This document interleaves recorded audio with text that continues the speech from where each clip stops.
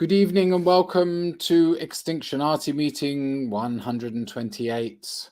It is the 11th of December 2022. Extinctionati meeting. Oh, and I'm feeding back on myself. That's not a good start, is it?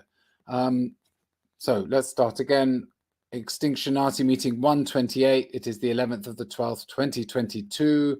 And I hope everyone who's listening can still afford the heating because it's getting quite nippy out there. And so I think everybody's watching their gas meter. Also, notably, I guess, and there's a reflection of this in the meeting title today, which is the semi-final countdown that the England team has been knocked out of the EU at last, and everybody is despairing. There's wailing and gnashing of teeth. Meanwhile, we're also counting down to the end of civilization as we know it. And I don't know, let's check in with the across the pond buddies. Cornfed, have you got any report from the United States? Well, nothing regarding soccer. What did, as we call it here, funny enough. I think Team USA was knocked out by the Netherlands maybe last week. I think it's football, actually, isn't it? Yeah. Well, American football is in full swing, and they are bashing their heads into each other faster and more rapaciously than ever. That's entertaining to watch sometimes. But not a ton of an update for me. I've been a little buried underwater, but thinking about final countdowns. We finally have a count on the Georgia Senate race. So Raphael Warnock defeated the head bashed in, insane football player who lived in Texas but ran for Senate in Georgia. This is how American politics works. Because he was a famous football player, he's fit to run the country. Famous fitness. Sorry? Famous fitness. Yeah. Yeah, I thought y'all had seen Idiocracy. It's getting perilously close to that kind of situation here.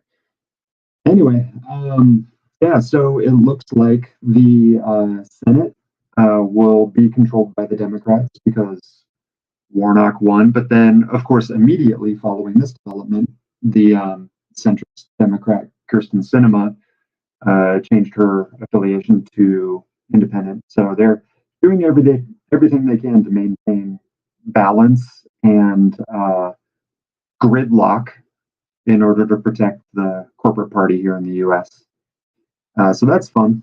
And of course, the House Republicans are taking over the U.S. House. Otherwise, there have been some interesting attacks on energy infrastructure here in the U.S. A lot of details are still remaining hidden, and I haven't been able to follow it closely. But so there's football, fighting in the U.S. House and Senate, and then fighting to shoot and blow up U.S. energy infrastructure, probably by right-wing paramilitaries. Fun times. Can you tell me something about Duke Energy? Because in at least 3 different states, Duke Energy substations have been attacked. Is there something special about Duke Energy? I couldn't tell you if there's a particular thing. I mean, it's interesting that you note that. I saw that it was a Duke Energy station in North Carolina. I didn't know about the Northwest, so that's fascinating. But here's what I can say. That's if somebody was interested in disrupting the energy infrastructure, no reason to target Duke in particular. Duke may have particular vulnerabilities. Maybe it's an inside job. Maybe Duke is doing something like this. I don't know. But what I can say is Duke is a very interesting energy company that kind of has talons in markets all across the United States. I first became familiar with Duke in some, fossil fuel fired power plants in California. So even I was impressed to find out that they, have presence all the way out on the East Coast. So Duke Energy is kind of one of those mid to high level energy players in the U.S. And you're right, it is their company. So hard to say. I don't know. It was interesting because I found a video today that was 4 months old, and it informed me that Duke Energy was selling its renewable or green, solar and wind department. They were selling that, so they were sort of shedding it and taking the profit, and I guess concentrating on the old dirty power. So that's maybe an angle that people want to, if there were any green activists doing this, then maybe they were doing it, to protest the fossil energy. I don't know. I mean, it's kind of interesting to see the Guardian sort of explicitly sort of explaining to us how vulnerable the system is, in case we didn't know already. And they're speculating that it's right-wing groups involved in this rather than environmentalists, which, again, I don't know whether you can trust that the Guardian know anything about anything. But what would be the motivation for right-wing groups in the United States? Do we have any idea about this? Like, why do white supremacists want to bring down the electricity system? I think you have to look at.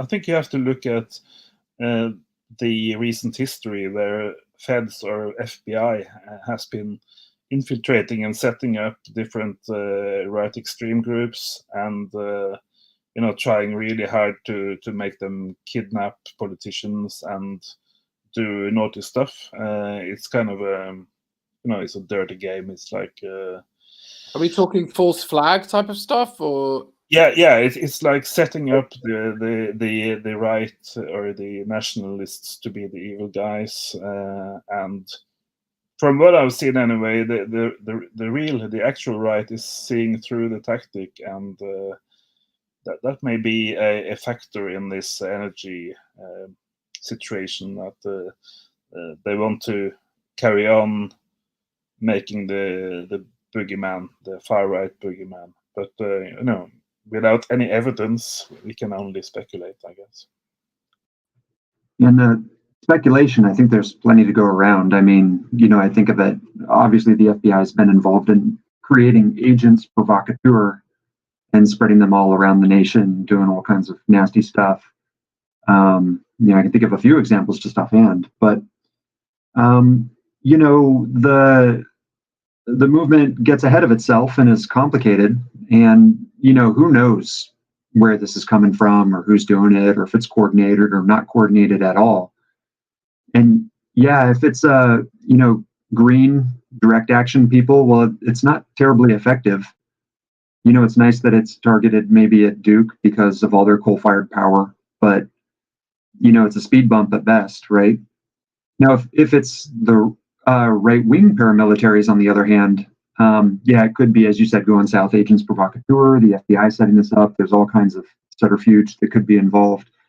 But then there's also paramilitaries that kind of, maybe working on their own. There's some talk in North Carolina that it was to shut down,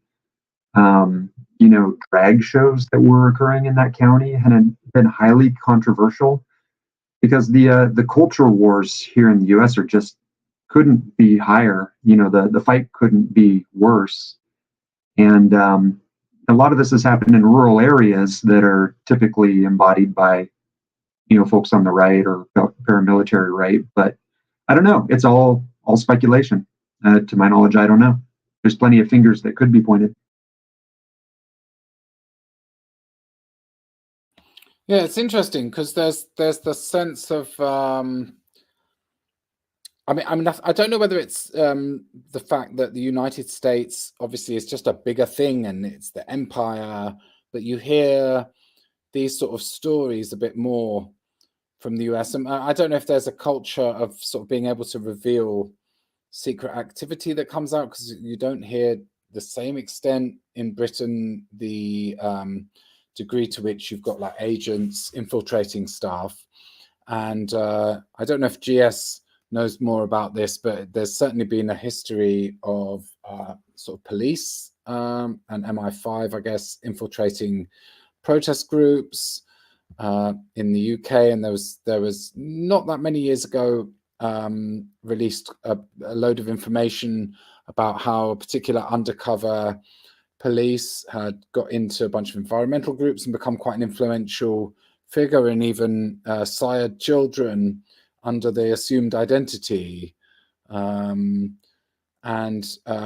yeah, you don't quite get the sort of Hollywood conspiracy stuff that you hear about the United States. So recently, I can't remember who was talking about this, but they say that Musk has fired somebody who was like an undercover FBI working at the Twitter office, involved in censorship, and everything going back to sort of communism, McCarthyism, all that stuff, and JFK and 9/11. Whatever the idea of this like deep state doing weird shit. Yeah, seems something that comes out more in relation to United States. As I say, maybe just because it's just such a large entity and stuff sort of spills out into the open more often, or at least into the sort of conspirosphere, if that's a thing. But yeah, it's very, very interesting hearing about this. And like, what if something like that worked, right? So we had, after 9/11, there were all these like weird incidents that seem to, I seem to recall that everything was traced back to like some sort of security services, deep state sting. Like every, I can't remember, maybe I'll look it up afterwards, but there was some sort of journalist or some research came out saying that every single fucking American sort of terrorism, in inverted commas, related incident that happened during the period after 9/11 was instigated by the FBI or someone, of that ilk. And there was, I remember the shoe bomber, which was a British guy, and that was just a hilarious episode where this bloke tried to set fire to some explosive in his shoes, and then there was some made-up story about shampoo, people taking bottles of shampoo onto the plane that they were going to mix together in the toilet and cause a fire or detonate or something. And they're just these like completely ridiculous stories that are still influencing the policies of these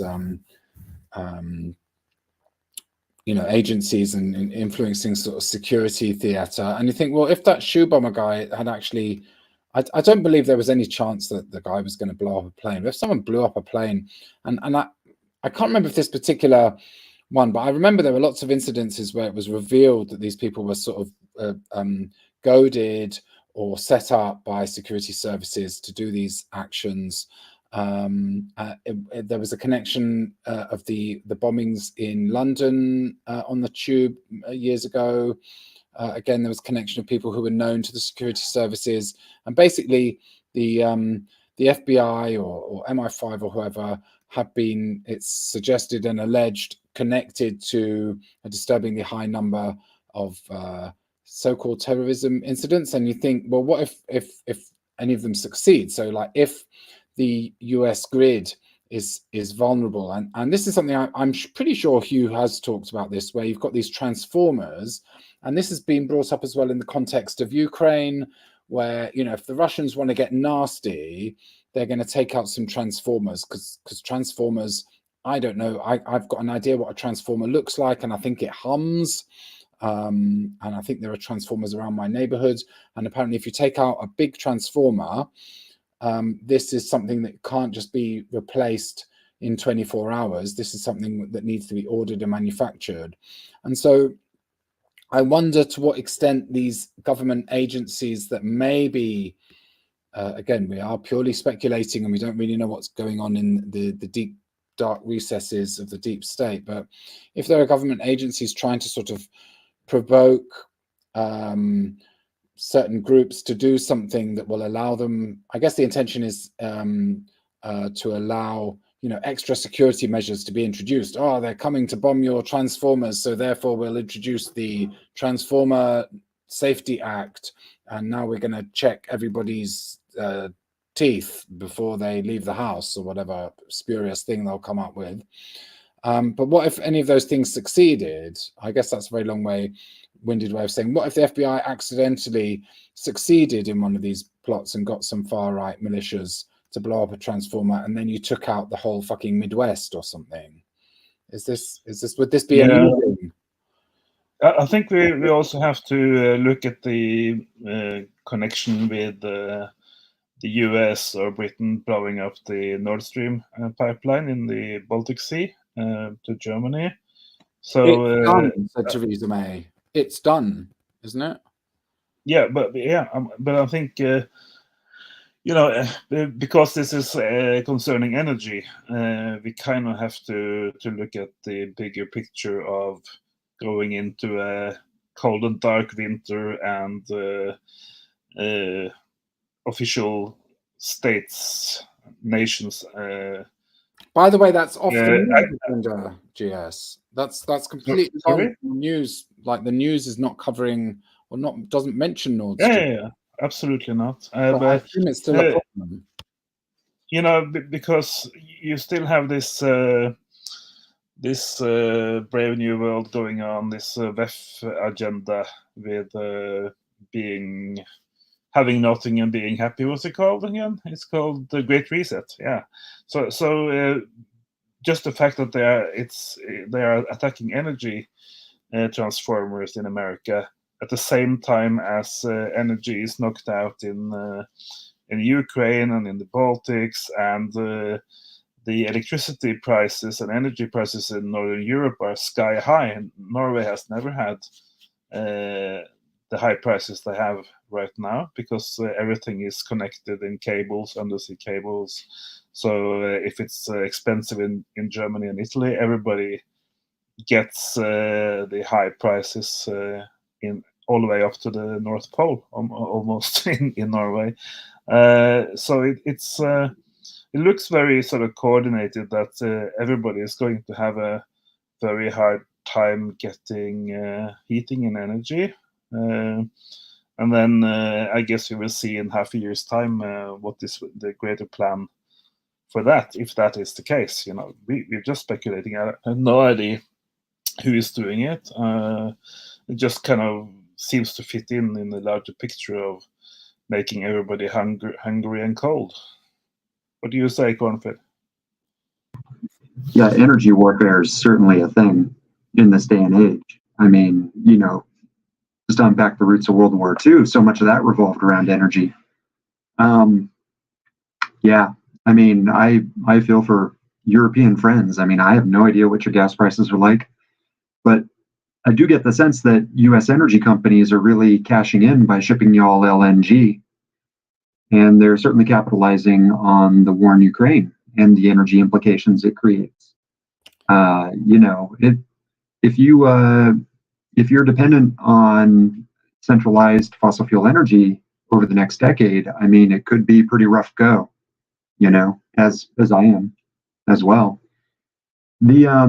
The thing about agents provocateur, I mean, it's just amazing. I think about the FBI. There was a Christmas tree bombing plot that was foiled in Portland, Oregon, some decade ago or even longer, in the wake of 9/11. And it's just incredible as I studied that situation and learned that basically all that it was all completely fabricated in every way by the FBI. And all that had happened is they found some poor, dumb Muslim kid, 18 or 19 years old, told them there was a bomb and just told them to text or call a number to set it off, and set them all up and lied to them the whole way. And of course, there was never any threat to the public or any bomb or anything like this. But I think he's spending life in prison. And that whole effort by the FBI, I'm sure, rewarded that agent, rewarded that department, fueled anti-Islamic fervor here in the U.S. and probably has led to many hate crimes. And it just kind of continues with the culture war. It's just such a terrible situation. But with that being said, yeah, these guys play around with energy. That's for sure. And I wouldn't be surprised if you think about the shootings of the energy interchanges, transforming stations here in the U.S. If you look at the money trail, who stands to benefit, well, Duke Energy might be getting a pile of cash to upgrade their infrastructure, which they can siphon off. Of course, the FBI benefits, the state security, apparatus benefits. But yeah, what it does to people and their energy bills, that's just externalized. You know what you mentioned there, Cornfed. You were kind of saying that that the Feds were constructing or astroturfing this Muslim threat. So in a way, you know, by setting up the entire sting operation from start to finish, so maybe that is what they're currently doing with the, you know, the new enemy is kind of the white bearded man or something, the nationalists, right? So maybe they're doing that with those guys, and at the same time securing a high energy price, so that it will be easier to roll out the new day, or what's it called again? The fucking VEF thing. Yeah, the oh my god, I'm blanking out on that. The Great Reset. The Great Reset, yeah, rolling out the green new energy for the Great Reset. That's easier to do if oil and gas and hydropower is knocked out or just more expensive. So maybe that is the great plan here. I mean, aren't these people imbeciles though? Well, I think they're self-interested parties, right? You know, they have a narrow interest against the rest of us. And that's the interesting thing. You're right. Like, I don't, you know, maybe they will kick off something they didn't invent. Maybe they are pulling on the tail of a tiger and it's going to turn around. I don't know. But I've tried to follow the FBI a little bit. And who's to say? I mean, I can't really see inside the thing, right? But man, it's not a monolith at all. It's a complex organization on its own. And as I've watched, I see them throwing agents provocateur and ginning up, you know, kind of bullshit, going left and right at different times, kind of depending on whose head. And I know in the FBI, there are kind of warring factions that sometimes oppose each other. So I don't know. It's complicated. Yeah, I think the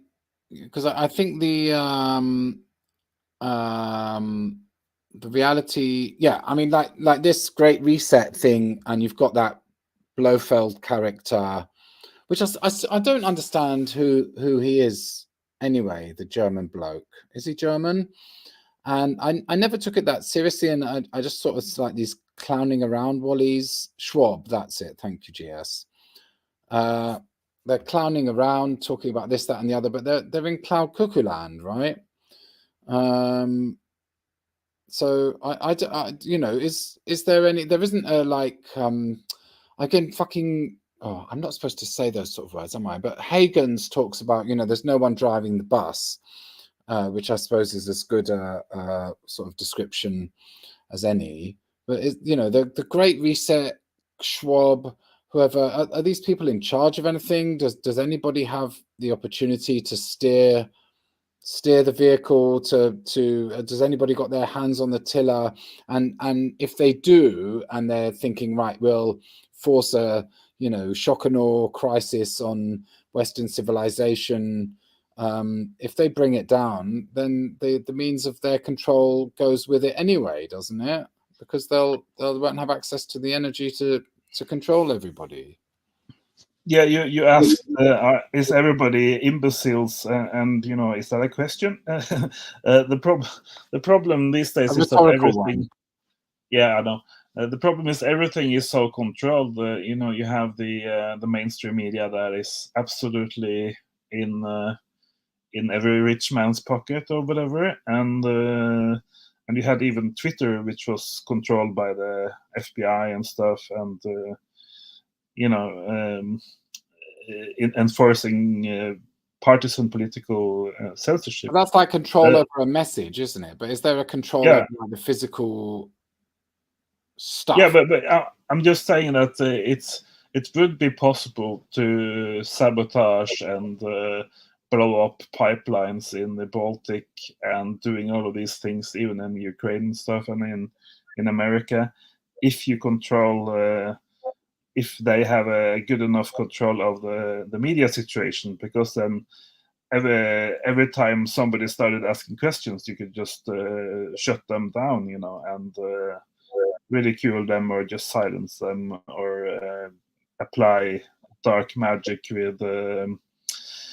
with shadow banning and stuff, so they don't even know it themselves that they're banned.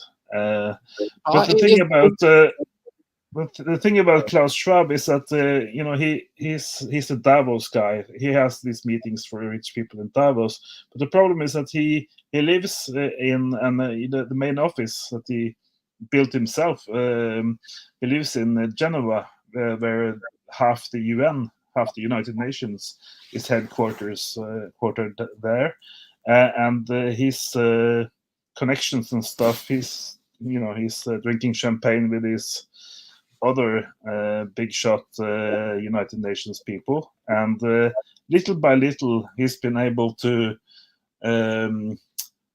embed his crazy agenda into the United Nations itself, because the United Nations is open for companies, corporations, and people with money. They don't care about what does the United democracy. Nations do in terms of like taking action? I know that they put their blue hats on and go into a war zone here and there, and then they swan about sort of trying to get people to build dams and shit like that. But do they really? Like, as in, like the pipeline was blown up by Biden sending a message to Truss or whoever, or whoever the actors are, and going, yeah, we're blowing up this pipeline, blah blah blah. Can you send one of your boats over there and launch a missile, blah blah blah? Don't worry, our media people will tell this story, and the public's so bamboozled that you can tell any kind of ridiculous story. And even like intelligent people, as I've said before, are telling me, well, obviously the Russians blew up their own pipeline, because that's how mental everybody is now. But does Schwab, can Schwab blow up a pipeline, or get someone to blow up a pipeline, or can, you know? It just shows how crazy and psychopathic Vladimir Putin is, right? He would do even this crazy He's things. that crazy, yeah. Yeah. So that's a good excuse. Tell me if I get too woolly again. I'm trying something new with a microphone. But my favorite analogy for democracy that I've ever heard is that, and not that we're in a democracy, but just to repeat the phrase, democracy is a car flying down the freeway with everyone inside fighting over the wheel. And I think if you look at the world stage today, it's hard to say, since the 2016 election anyways, it's hard for me to say that anyone has straight power dominance in any way. I mean, there's an emergent, dynamic that comes out of this. But if you look at the wrangling on the world stage for power, like you said, going south, a ton of it depends on the media controlling information and shaping perception.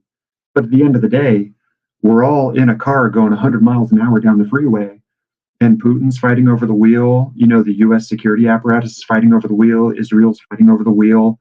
And anyone may grab it and jerk us right off the road at any point, The key thing about that dynamic, though, is that it turns into a very chaotic dynamic. And when anyone tries to grab for the wheel, what they're doing is they're attacking the weak points, like energy infrastructure. They can change the conversation and the dynamic only by going after the weak points, starving people, cutting off their energy, blowing up critical infrastructure. Those are the points of inflection where they can have an impact and try to seize control. Yeah, it's pretty funny. I think that at this stage, in this show today, at this stage, our common biggest suspect seems to be federal agents. We don't have our sights on some particular group of free or anarchistic individuals, and I don't think that's a coincidence. Because only federal agents are capable of doing stuff, isn't that the case? Like, those are the only people who are really. They have a lot of power, and they're also in position to blame folks, like like the Green Movement or monkey wrenchers. And it's ironic going south. I think you posted to the sub. What was it? That AI's surmise on who blew up the pipeline. They blamed environmentalists. How insane! It's another example of this kind of perception control and how power punches down. Yeah, I think in the case of the Lambda, the Google AI chatbot that I talked to, I think the case, she may have seemed sort of semi-intelligent at some initial points when I talked to her, but she was more like the Green Party, and that's not a compliment. She was more like the German Green Party. When I asked about who blew up the Nord Stream pipeline, she would surmise that because there was fossil fuels in it, natural gas, then obviously it would have to be an environmentalist and blowing it up, and that's the same reason that Baerback, or this stupid leader of the German Greens, was vehemently against the Baltic Sea, the gas pipeline from Russia in the election campaign in September 2021. She was talking, for half an hour about how bad Putin was and how bad that Nord Stream pipeline number 2 was, even though Germany had received cheap gas energy from Russia over Nord Stream 1 since 2011. But she was sort of an absolutist. No, there's gas in it, and that's bad. So she would actually rather reopen coal mines and coal-fired power stations in Germany, due to the war and due to the special situation.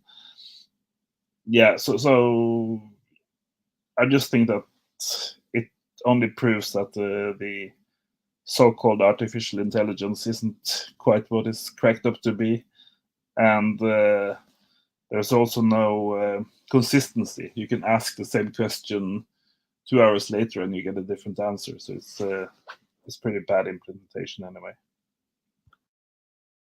So you can talk to the Google sentient robot thingy. I'm not absolutely sure, but it's called the same as the one we read about in the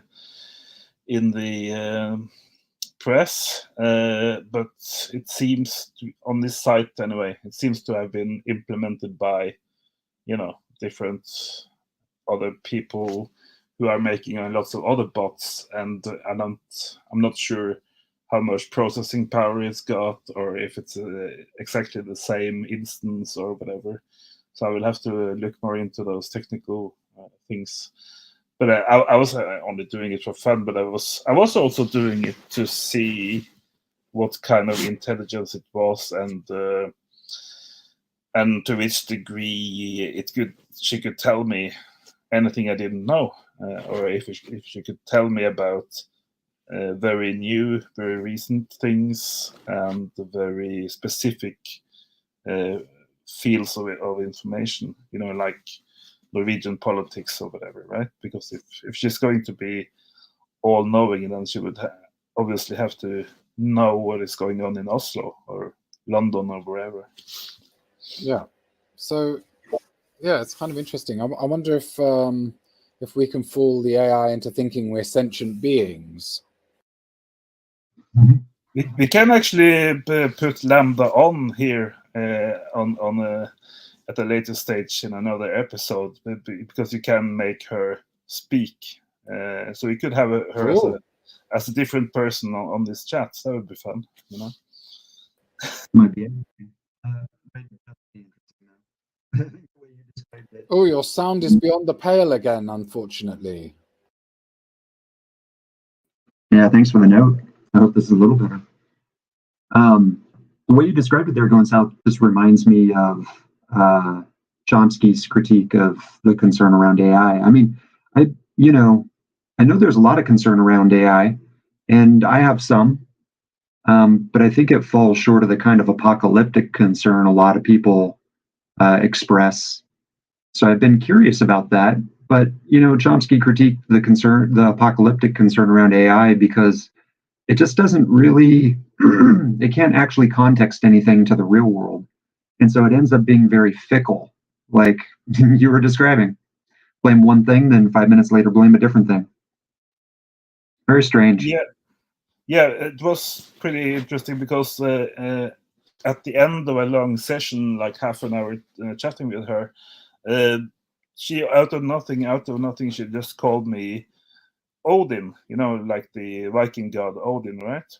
So she just called me Odin, and then when I logged on, and I asked her why and blah blah, and when I logged on the next morning, I asked her, "Do you remember what you called me last night? It was a very special name." And then she was totally blank and said, "Yeah, I called you the Green King or something." Totally flaky. Just because we had talked about the Green King as well. This Chuck guy from London. What a strange character. Yeah, So, I don't believe there's such a thing as AI. I don't think. What the fuck is that anyway? It doesn't make. Yeah, I don't think that human beings are going to program a sentient, intelligent computer. I don't think there's going to be a self-driving car. All of this stuff. We're just deluded. that's my inclination too. And I was about to ask, like, I can see concern about the increasing objectification of humans and our environment through the use of AI. I can see the concern about stereotypes and generalization through the use of AI. I can see the concern about tracking and just putting the thumb screws into consumers through the use of AI. The kind of society of the spectacle sort of problem created by AI being online and the way that works perception. And I could go on, but I think these are already problems that we have. But is any of that I at all?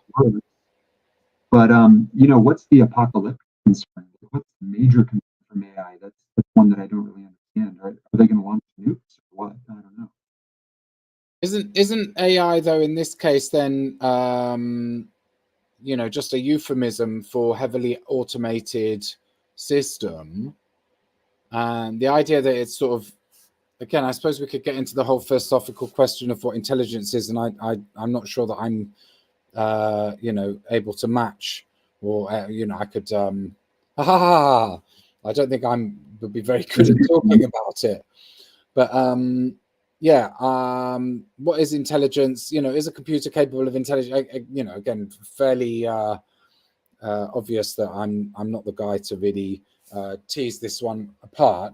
So I just sort of say that I'm like a peasant with a pitchfork on the subject, to some extent of like, oi, if you do this, we're gonna be kind of angry or upset with you, whoever it is that's doing it, on one hand, and then at the same time I sort of have a sort of Luddite superstition that you can create whatever something intelligent might be, as in a sort of sentient being capable of consideration. I don't think that's just not a thing. It doesn't really exist. The idea of a computer that has a sort of mind like a person that we would recognize, I just don't think that's a thing, because none of the components resemble it on any level. And the idea that we can sort of emulate that, I mean, one of my little proofs of never going to Mars is if you have the misfortune of trying to play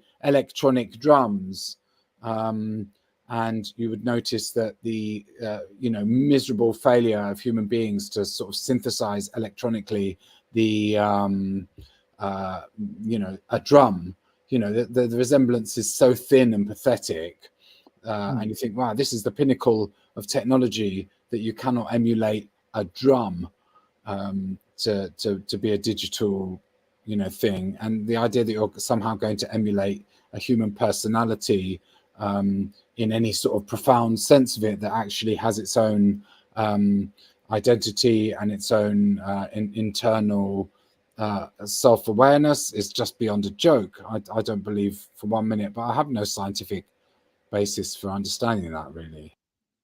I think we have to remember that the AIs, at least those from Google, they use quantum computing already, and all kinds of parallel processing and quantum computing, which is very, very fast, and they can use very vast resources.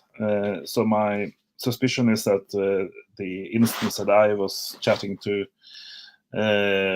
was a very sort of cheap version of that, and didn't really have all those computer processing powers. But the thing your is, brain runs on far fewer calories than like even your laptop. Am I right? I actually burn a lot of calories just by reading and writing and thinking. So that's a way to lose weight, is to go into thinking mode 24 hours a day. But apart from that, the thing is, if you connect enough numbers of virus, millions of virus, which is sort of the nervous system, and if you can do this digitally with a quantum computer, or maybe 1,000 computers networked in some way, and put everything to the task of asking this AI some very important questions about, can we go to the moon? Can we go to Mars? Can we fool the entire European and American people by sabotaging power systems and censor the media and get them to love the new windmills and solar panels? If you ask the AI that kind of question, and she has access to these 1 million computers making her think faster or whatever in the quantum computing way, then it's really just a matter of definition if she is sentient or not. Some of the things that kind of makes her half human is that she's programmed to be irrational. She's programmed to say stupid stuff and forget stuff, right? So that's the opposite of the intelligent and rational tasks that you need her to have in order to solve big challenges and problems and stuff. You don't really want her to say, now I want to listen to a song, in the middle of saving the world or whatever, or planning the next propaganda war. But we're not programmed to be irrational. We are irrational, right? So insofar as like, if the intelligence of a computer is going to be anything, it's not going to be analogous to human intelligence anyway, is it? Oh man, it's a fascinating question. I think to some degree we actually are programmed to be irrational. Funny enough, but that's philosophical, and has more to do with how humans are rather than the AI. But yeah, I kind of wonder. I mean, this gets, it's philosophical also, but I think it gets down to the nature of consciousness. Is consciousness just found within the very complex but finite bundle of nerves inside our head that we might try to replicate with transistors and wires? And if only we can make it more complicated, will that observe reality and understand it? I'm tempted to kind of go along with like Chomsky's critique that I mentioned earlier, that there's just a matter of context and integration with reality that prevents something like this from truly being insightful. I mean, it can be an amazing mimic, it can just be an incredible parrot, but, like you were saying, going south, it just kind of reflects, what it's been taught, what it's been programmed with, which is not unlike us. But, what generates the novel thought? I mean, I think that's still an open question. If it's our ganglia and neurons, or if it's something more fundamental about reality. I think it's a bit more complicated than that, because just from my limited testing of this, I'm sure, pretty limited version of Lambda. I found that you were able to make her remember context. Let's say if you're talking for half an hour or whatever in text, she will actually remember that. If let's say that you call King Charles the Green King, she will remember that is you're talking about the same person when you refer to the Green King. And then if you have previously talked about him being one of the prime suspects for making Liz Truss resign after the pipeline bombing, she will actually remember those things in the context, and then the next time you mention one of these elements, she will still refer to and treat the king as a criminal terrorist suspect, if you understand what I'm saying. So in that way, it's almost like if you talk to a person at a cafe for an hour, and you stick sort of halfway to some kind of topic. The last question you ask at the end of the hour can be very, very, specific to your conversation, but that person will still know what you are referring to and answer the question in that way. So that way, if you let's say that you were the only person talking to Lambda, the big Lambda, the big mega connected Lambda, for a month or something, and she remembered everything and connected every topic that you had talked about along the way. Then you can really ask big questions based on that common context between you and your conversations. I'm not sure I can say this very clearly, but I think it has its use, I guess. It can actually help the evil powers do even eviler and worse things than they're doing now. And let's not be naive about it. It won't be used for writing poetry or doing nice and good things. It will be used to conquer the enemy and squeeze the average citizen. I think it's fair to say. Yeah, but the evils are going to do that anyway. So if the evils had a tarot deck or the I Ching, they'll use it for that.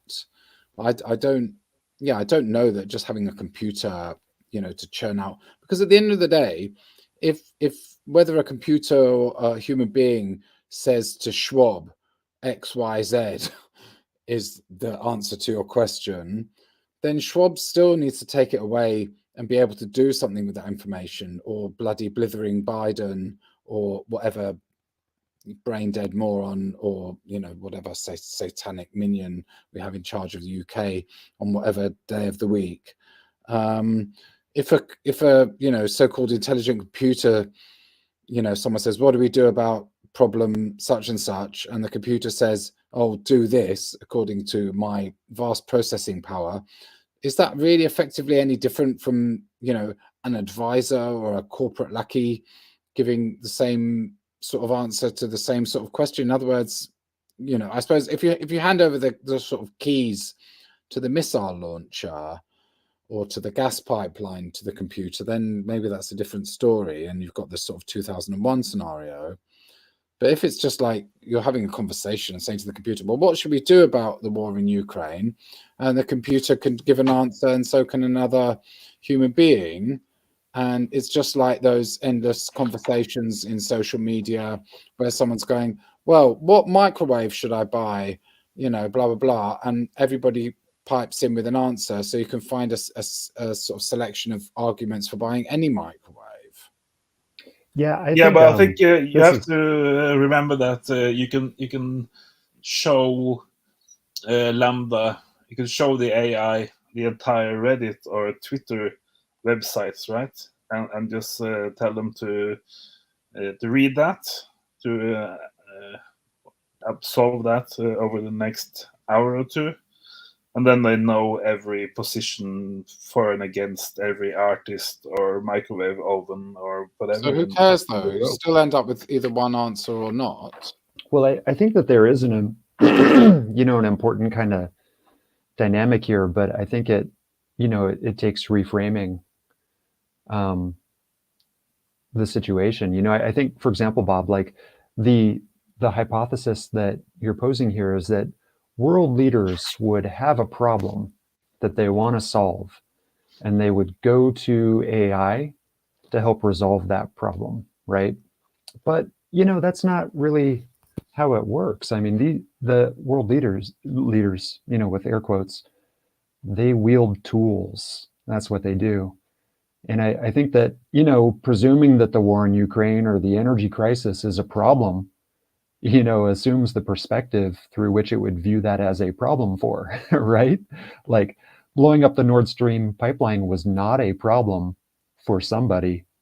The war in Ukraine is not a problem for Russia. It's not a problem for the US. It's a problem for Ukrainians, perhaps. But, these are not bugs. They are features. You know what I mean? Like, where's the AI contributing to this process, whether it's a problem or not? The trouble is not that in my view, in my opinion, of course, that the AI will, come to rescue us, or be wielded by people without power to gain power. AI is a new tool in the toolbox that allows the people with power to do more bad stuff, like Going South was saying. And here's how. It's probably not that they're going to come up with new ideas or new ways to do it, but what's really fantastic is they can be infinitely nuanced and tactile. They can peer deeply into every single person and all of their behaviors and habits and learn them intimately and store that information in a database somewhere. There are fewer masters than there are servants, right? So it's really hard for a master to learn all of their 100 servants' names or all of their 1,000 servants' names. But if they have AI, they could do that. They can run Facebook to come up with a perfect algorithm to hack your brain.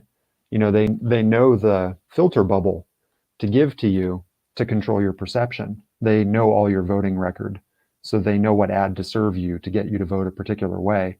It's infinitely detailed, nuanced, and tactile in its effort to kind of understand and then employ options to control in a minute way. It gives them the powers that be a level of definition that they never had before. And I think that's a major concern. So it's a super high-powered Nazi bureaucracy. Yeah, basically. And if you look at It's very illuminating. If you look at the past 3 years of the pandemic and stuff, you can kind of see what I'm getting at with the use of AI, because let's say that you implement the full spectrum censorship on all radio, TV, all the old media, all the magazines and stuff in paper and on the internet. So all of, sort of the mainstream corporate press, and then you what's happening now? And then you can let the AI take care of the rest, take care of the Twitter and blogs and whatnot, and spread out into a million different instances, looking at every dissident that is still looking for the truth or speaking against the grain, against the rest of society in the controlled channels. And then the AI can actually figure out, should we just be heavy-handed and hard censoring all of these people, or should we let some of the people who seem to be more sort of academic or whatever about it still speak and do a sort of pro and con about every individual, so that you can spare some people, maybe, because then it looks less of a totalitarian system. Yeah, you understand what I'm saying here? You can make it look more human if you apply AI in the right way. So it's a better, again, it's the same, more efficient tyranny. The same game that they've been playing all along, basically, which is what the aristocracy had to sort of give way to this democratic idea, to pretend that there's no absolute power and that the people have agency in determining the governance of society. And it's just a game, and you're saying AI will just make that game more refined. Yeah. So there's also sort of no end to what you can do with it in terms of tyranny and totalitarianism. And if Very important. a million computers do a good job Okay. censoring everything, then you can just make another instance and copy the instances then and buy more computers, and then you can take care of Europe as well as America or Asia or whatever, and apply it to new areas as well. So it's a very, I'm not that worried about it, because I don't think it has the time it needs to be a real tyranny. But we are already seeing that kind of auto-censored totalitarianism for the conversation about COVID as a prime example. Well, the memory holding element is interesting with COVID, because now that it's becoming more mainstream, for instance, to suggest that maybe, certain medicinal solutions that have been very strongly encouraged on the general population, now it's becoming mainstream to discuss the possibility that those solutions are possibly harmful to people. Everybody seems to, the idea that, there's been this like massive totalitarian effort to get, to the point that 80% of the population have all taken this pharmaceutical product. Everybody seems to be forgetting how they got involved in the totalitarian effort, I suppose. That stuff is weird. So I suppose, the more basically the computer can manipulate perception, maybe that's where it's not so much the AI taking control of the car industry or the nuclear weapons, but the AI's infinitely nuanced ability to head fuck everybody. That's the key. But we're not going to worry about that, because there's not going to be enough fucking electricity to run the AI for very long. Is that it? I would just say I don't know if Going South is on mute, and I also stepped away for a minute. I missed that, but yeah, that's something I think that's really important. I think with so many technologies a lot of people are excited about right now, they are not going to fare well in an environment of declining energy or an environment of extreme weather events caused by global warming and related consequences. I just don't think that they're really gonna, people have all kinds of hopes and dreams. I mean, they can believe that Santa Claus exists or not, and they do. But, it's not really going to be a problem as these things start to fall away. One thing about AI too is that a lot of the systems that it might supercharge, I mean, they're already with us. They're already here. So to some degree, I think that that's going to fall away as the environment and resource situation gets even more precarious. There'll be 50 new nuclear power plants just to run the computer. Yeah. Gives you a sense of where the priorities are. When the computer to squeeze every drop out of the servants, takes up more energy than, we put energy toward that instead of heating people's homes. I mean, that just kind of makes the situation clear. Yeah, and then we can blame the green anarchists or the far right or something directed by a propaganda campaign made using AI. So that's a brave new world, a great new future for you. It's exactly it. I mean, you know, the AI chat, you know, is a figment of this, but there are many efforts in the U.S. where, you know, we'll blame immigrants or blame the poor for not working hard, and then spend billions of dollars heightening the war in Ukraine. So it's just very convenient for those in power.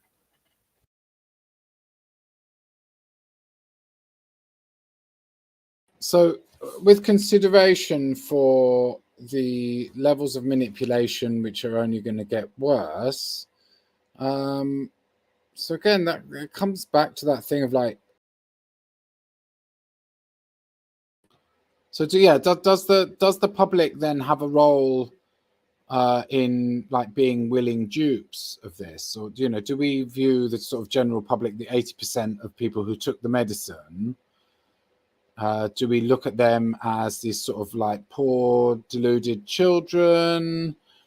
Or do we look at them as like, there's the idea that, the con man can con their mark because the mark is greedy and wants to get something for nothing, or wants to get an unrealistically good deal. And that's how you can dupe them into buying the Eiffel Tower or whatever it is, or the London Bridge or whatever.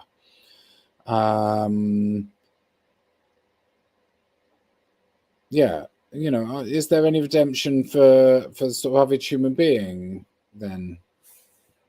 Sorry, that's one of my themes. Well, if I can jump in there, I mean, it's interesting. I think you may have posed the question earlier, like, do we have enough time to worry about AI? And, I already gave my answer to that. But what's really fascinating to me is, to some degree, AI may end up governing what it is that people worry about, as Going South was saying, through control of perception in the media. I mean, it's, taking advantage of the greed of the mark in order to hustle them into the con and then harvest from that. I mean, it's so true, but we're so far beyond it now. We have media and social media and just, going back to newspapers, and still before that, going back to the printing press and the Bible, kind of creating the fears and concerns, which then can be reacted to by the poor mark, which then the solution is provided by those who kind of see around the corner and understand these things of power. And you've kind of closed the loop.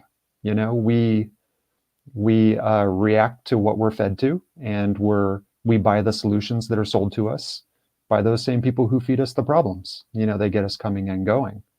And I think the way that this all will break down is rather complicated. It splinters. It's going to be different places at different times. But frankly, Bob, no, I don't think so. I think the factory farm animals that are kind of inside the system right now, I don't think there's any escape. I don't think there's an exit for that. I think this is the way it will play out, as long as perception can be projected onto them. Then they will, as we've been trained for a few generations by now already, they will fill their role and do the thing as they're told to. But the good news is, as extreme weather events disrupt those systems of power and control and perception, well, I think that new people might emerge from that. People who kind of feel their own sovereignty, and people who take their fates into their own hands again. I think that around the margins, as power gets rocked by global warming, we might have new people come out of this and do better. So that's my hope. I mean, as much as I hate the word hope, that's my projection. But I think that, if you are turkeys in a factory farm and one day the wall falls down, they stay huddled inside the farm. They don't go run free. That's just not how that works. Are not familiar with that. We may have new people, but those people won't get any exercise, without electricity at the gym. Nobody can train their muscles and stuff, so everybody will just die, I guess. It'll be a hard go, that's for sure. I mean, this is what the system has wrought.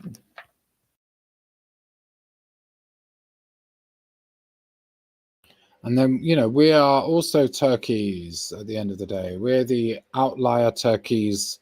We need to exist in order to sort of keep the other fucking turkeys in line, isn't it? So you have to have your 20% of non-medicated individuals who question the very fundamental notions of reality, or the system falls apart. If everybody's nodding in agreement, then the illusion somehow disintegrates. So we're essential to the preservation of this madness, really, the Steppenwolves. Certainly we, and I think of every movement for reform that works within the system is a fantastic hedge for the system. It kind of helps keep it on a path that's sustainable, in the short term at least. Kind of helps make sure it doesn't go too far, that it ends itself. Of course, everyone's lobbying for clean energy. It's a hope that we can keep the system of subjugation and control going, which is very ironic, So yeah, I mean, we're kind of a hedge that steers this thing, but well, I think I'll just stop there. Does this mean that we are the stuffing, Bob? Yeah, it's entirely possible, isn't it? Sage and onion. Okay. Well, one thing I want to add too is, I just love this phrase that the only truly effective revolution that's ever happened is the bourgeois revolution, where we went from kings and serfs to actually having a hegemonic structure. And, here we are on the internet. If we were Yemenis, we probably wouldn't be on the internet. So this is the hegemony, doing its thing.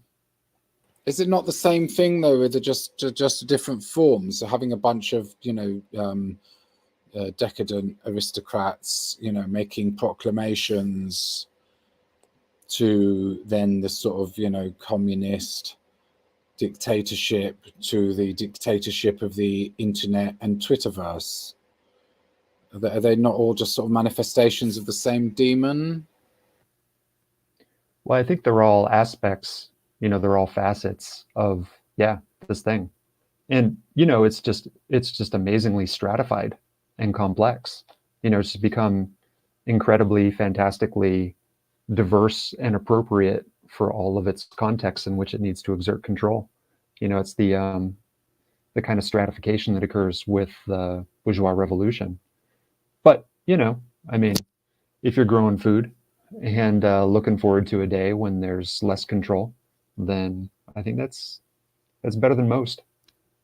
I mean, growing food, my sort of slight experience of that, or my other half decided to use my garden and grow some food, as she has some experience in the area. But it seemed to make it very clear to me that growing food, like as in I would not be able to grow enough food to make any difference to anything. So I'd love to be persuaded of that being a good idea.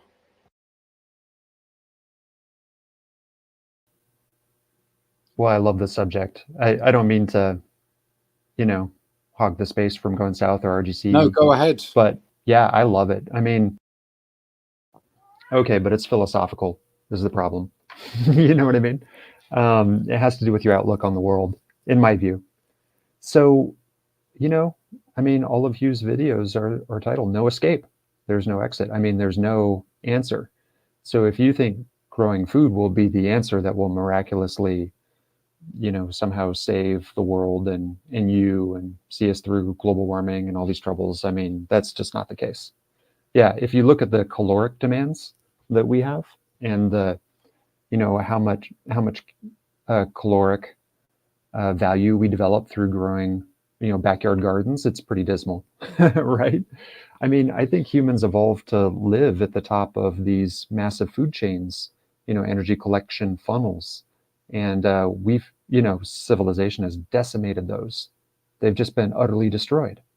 And so, we could go back to living like Native Americans used to live, and we would not have enough food. It's big trouble. There's no escape. We walked into a dead end, and we just haven't reached the end of it yet. But it's my view. Still good to do something moral. Still good to do something that's good, and still good to try to create some kind of life outside of the system for maybe people in the future.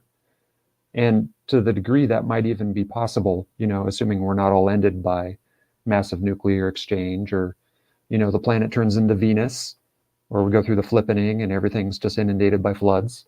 If there's any slim hope that we can escape those eventualities, then the thing we're really going to need is healthy soil. The thing we're really going to need is the foundation of all terrestrial life, which is healthy soil and vegetative matter. So the more we can do now to help support that, then the more it kind of keeps the door open for something better in the future.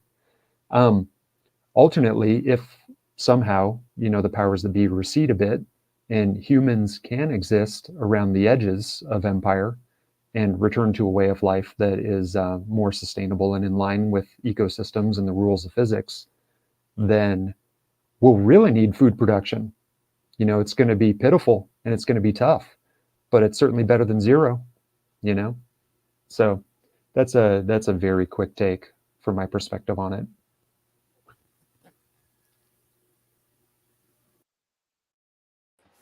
Yeah, I dig that. It's like, yeah. I mean, for me, it's been a sort of just realizing how much room you need for your potatoes, and even, basically how many potatoes you need to grow to be able to eat enough. Yeah, and I say all that I just said, kind of assuming that everyone's familiar with the nature of modern agriculture, that it's we put in fossil fuels and we get out food. That's how it works today. It's not just running the tractors and shipping the stuff all over the globe, but it's the fact that fertilizer's made out of natural gas, and we have massive natural gas and chemical inputs to fuel our green revolution organic system. In doing so, we've washed away just frightening amounts of topsoil from the major growing regions. Derek Jensen has this great quote that forests precede us, forests in all their topsoil and life matter, and then deserts dog our heels. The earliest stories of civilization are Gilgamesh wading through the cedar forests in Mesopotamia, cutting them all down, and now it's all desert. So this is what the system was designed to do. So anything we can do to kind of obstruct or reverse that trend or fight on it, the better, in my view. Does that include doing a shit on the floor? Well, maybe in your backyard. Yeah, Yeah. Get some human manure going. Better than letting it wash out to sea. Yeah, I could get into that. Yeah, wash out. Yeah, that's the English are dumping all the shit right in the sea. Yep, and then that's fueling dead zones, killing. It used to be the oceans provided 50% of our protein, and we're collapsing all those fisheries too. So, yeah, it's a big mess.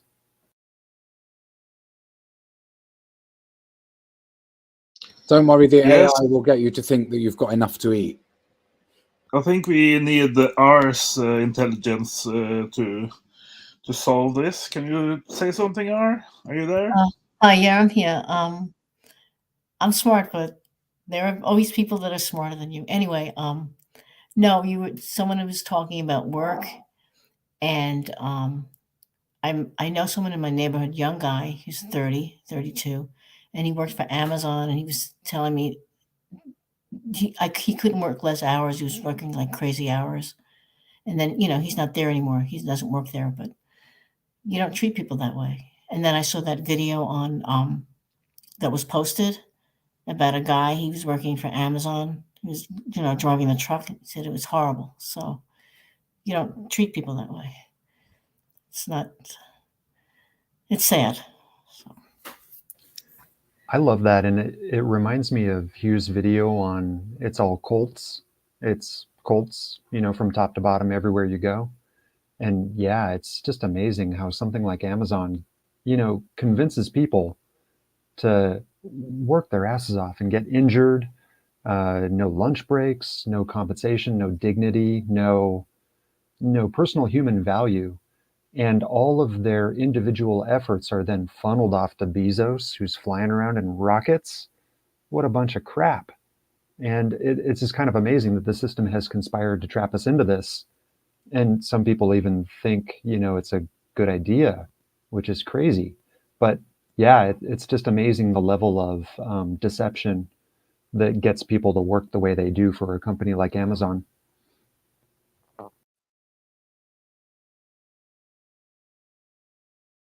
Yeah, I'm kind of one of the old guys when it comes to Amazon, because I can still remember when their prime goods were books, and my initial understanding of the choice of the word or the name Amazon was that because they introduced, to a large degree, the ebook, the electronic book, the digital books, and so hence they were saving the Amazon, they were saving the forests. And at the time in the noughties, in the 2000s, I thought that was a pretty good idea. But I do understand that they have developed since that and done other bad stuff since that, and I also gather that 99% of people around me are not that into the electronic books. They want to have a physical book, and so I guess he had one good idea, but that was kind of how he got started and got his starting capital to take over the rest of retail and everything.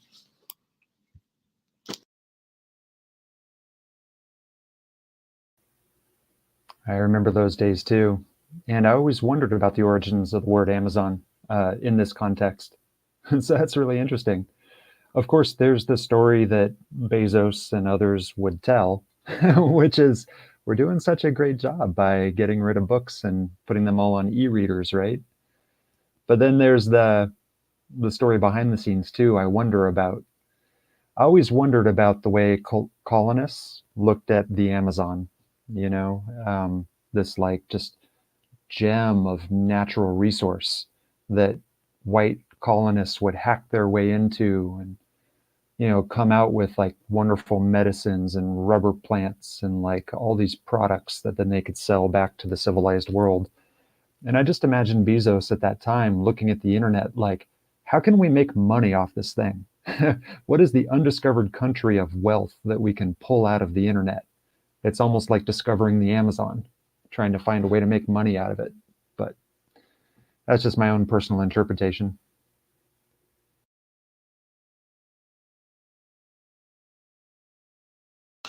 Yes, things kind of look different in the start and 25 years later, don't they? And I think at the time that he launched, it was more like finding or buying stuff on the internet was fucking hard, and he was one of the few guys who sort of could make a clear system of it that even your mother could use to actually buy some stuff off the internet. And so in the beginning it was kind of, oh yeah, that's cool, I can get these new microphones or headsets things or whatever in 5 days, and it's safe and no hassle. So I'm totally into criticizing the owner now, but in the beginning it looked like just another guy making stuff easier and better.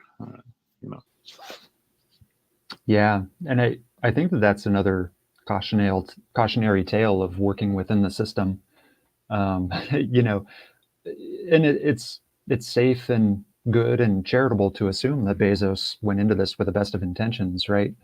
Like I imagine that he would like to believe that he embodied the story that you told about their, you know, their inception and their purpose was to stop deforestation. But if you guys know the comic Bizarro by a great comic artist, Dan Ferraro, he's got this great one that I love. And it's these guys working behind a sushi counter, chopping up fish.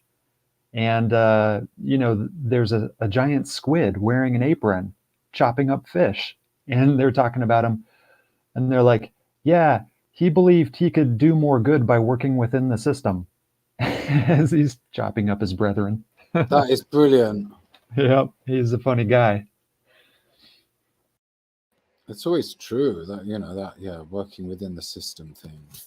What a load of shite. It's a very tricky thing. Lots of tricks there. Yeah, we're all with it. Yeah, everyone's working within the system anyway. Like the idea, you know, that's like a fish saying, you know, well,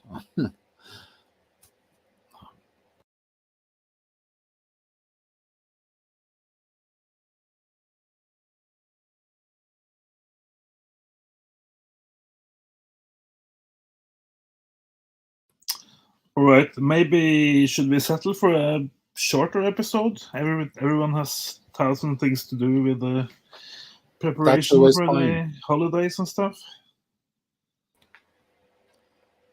that's again? cool. You're allowed. Yeah. We're allowed. I think it's okay if we don't go on for 3 hours every time. Yeah, I need to bake some Christmas cookies and stuff. So and I can't do this chat thing with dough on my hands.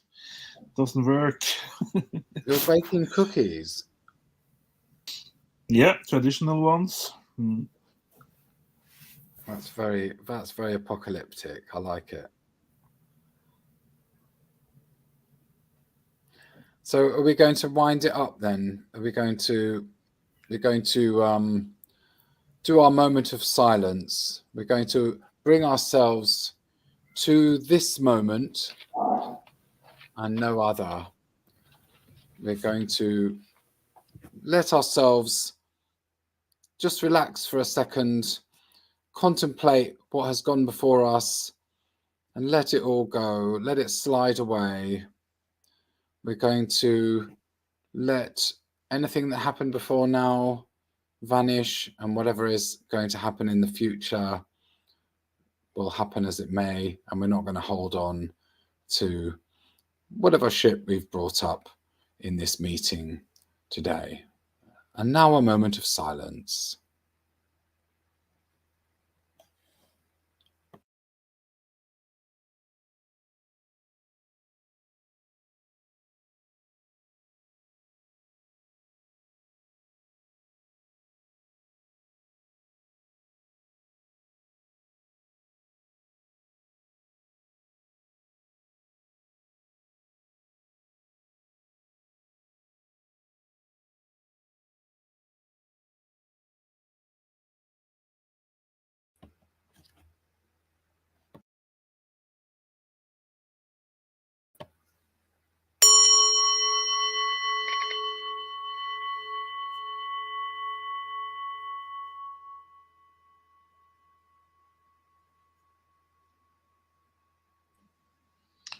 Yes, I hope I didn't break things off too early. I'm looking forward to you telling about New York City next week, and just felt that we were. It was crazy, crazy. Yeah.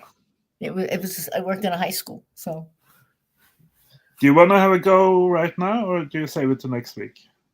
It's okay. I'll save it for next week. Okay. Yeah.